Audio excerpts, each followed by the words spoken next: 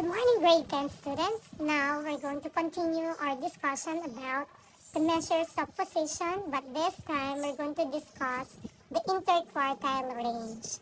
Okay, so na-discuss na natin previously yung three types of quantiles. We have the decile, the percentile, and the quartile. Okay, but this time we're going to discuss naman the interquartile range. So now let me explain to you what is this interquartile range. So when we say interquartile range, it tells about the spread of the middle half of the distribution. So dito ang tinutukoy natin is the spread. Okay? So yung layo ng score. So pag sinabi natin interquartile, it's about the spread o yung dispersion ng ating quartile 1 at saka quartile 3. Okay, so it contains the second and the third quartile. Okay, so to know more about interquartile range, let's have this example. So we have here the set of the data. We have 45 hanggang 80. So dito, nahati yan into two groups. We have the lower half and the upper half. Okay? So sa lower half, it contains the quartile 1 at saka quartile 2. Sa upper half, quartile 3 and quartile 4. So dito, ang kailangan lang natin dyan makuha is the quartile 1 and the quartile 3 para masolve natin ang interquartile range. So ulitin ko, pag sinabi natin IQR or the interquartile range, it talks about the spread. Pag spread yung layo ng quartile 3 at saka ng quartile 1. So, para ma-solve natin yan, kailangan mo ng quartile 3 and quartile 1 na value. Okay? So, here, given na yung quartile 1 natin, which is 52, and quartile 3, which is 58. So, para ma-solve natin yan, ito yan. So, we have IQR is equal to, ang quartile 3 is 58, minus lang natin siya sa 52. Okay? So, para kunin ang IQR, kukunin mo lang yung difference ng quartile 3 and quartile 1.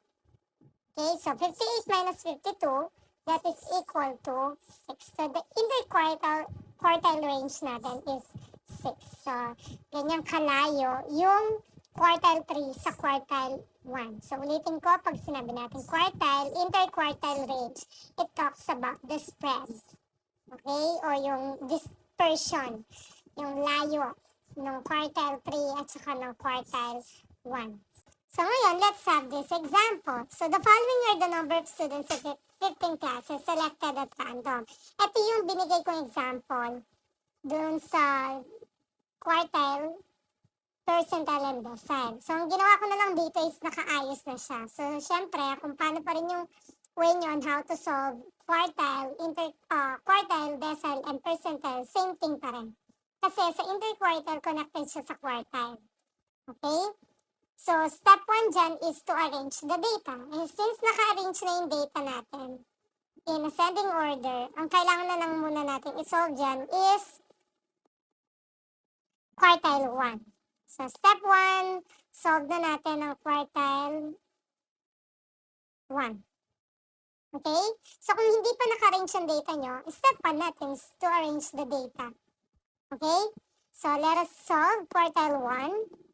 So, ang formula pa rin natin is sa quartile pa rin. So, 1 times n is 15 plus 1 over 4. So, quartile 1 is equal to 1 times 16. 16 over 4 na to. So, ang quartile 1 natin is 4. So, this is in the fourth position. So, sino yung nasa fourth position? So, nasa fourth position is 40. So, therefore, ang value ng quartile 1 natin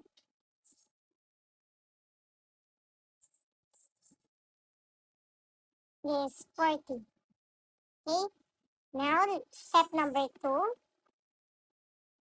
Solve quartile 3. So, Q3 is equal to 3 times 15 plus 1 over 4. So, Q3 is equal to 3 over, 3 times 16 over 4. So, Q3 is equal to 48 over 4. And Q3 is equal to 12. So, ibig sabihin, 12 position naman to. So, sino yung nasa 12 position? That is 46. So, the value of quartile 3 is 46. So, ngayon, ito ang kailangan natin yan. Yung 46 at saka 40. So, step number 3,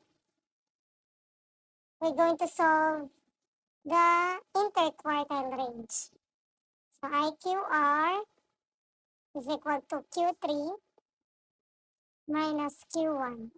Or quartile 3 minus quartile 1. So, IQR is equal to 46 minus 40.